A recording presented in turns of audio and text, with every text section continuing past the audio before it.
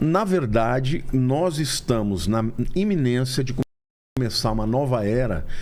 O Nietzsche, olha que coisa, que maluquice, né? O Nietzsche era filho de pastor. Foi um cara que, durante seus primeiros anos... Achou? É o Deus um delírio. O delírio, a palavra que eu ia Falei falar. Ilusão, né? Delírio. Delírio. Eu falei loucura, né?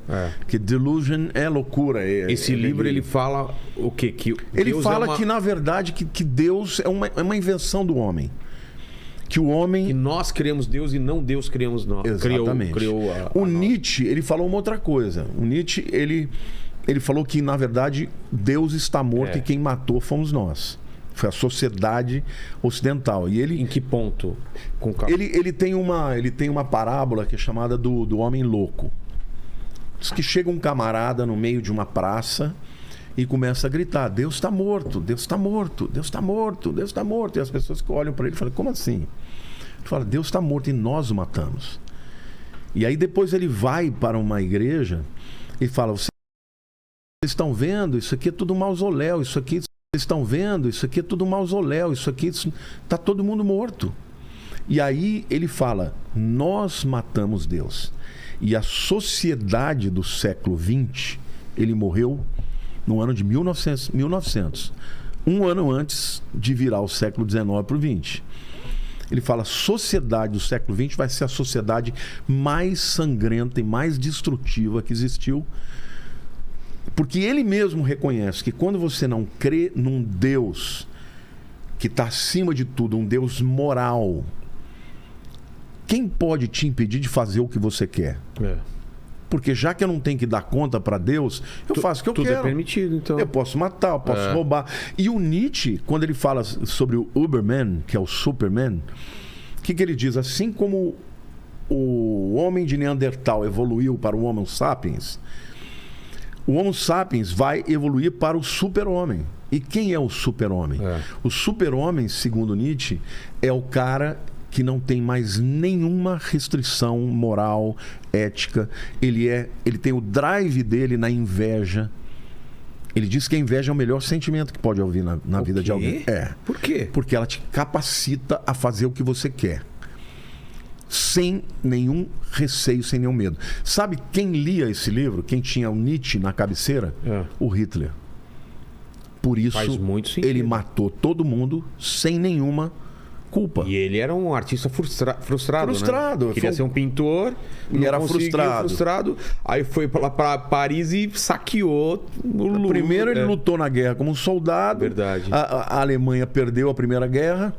Né? Começou... E se aproveitou desse ressentimento, né?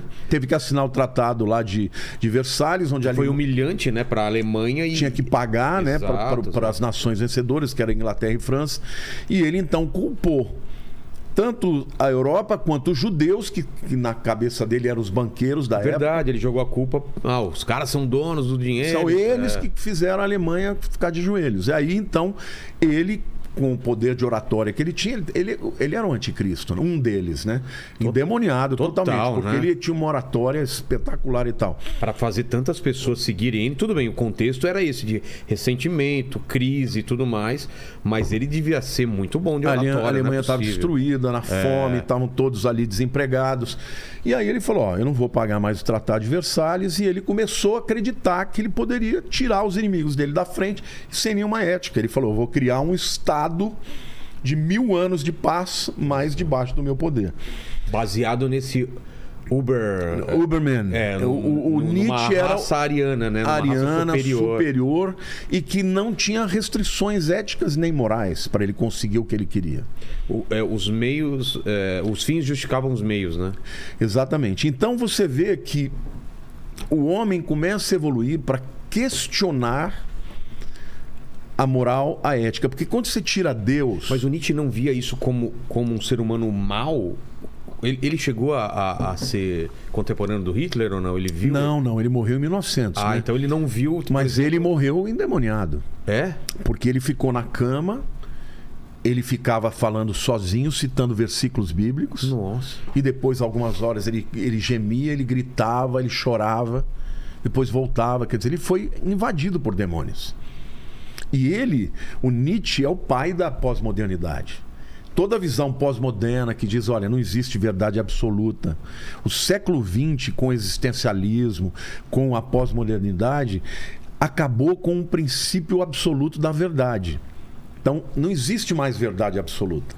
A Bíblia não é mais a verdade. Ela pode ser verdade para você, mas não é verdade para mim. Entendi. E na hora que você relativizou. Na hora que você relativiza, não tem mais verdade. E hoje nós estamos evoluindo para uma coisa pior ainda.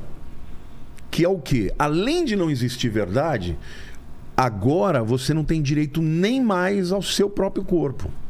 Exato. Porque agora as autoridades vão começar a determinar daqui a pouco.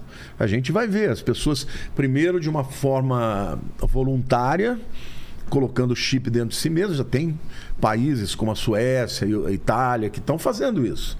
Mas no futuro eles vão dizer, olha, se você é uma pessoa perigosa para a sociedade, nós precisamos te controlar. E se esse controle é um dispositivo que vai melhorar o seu temperamento, então nós vamos fazer isso.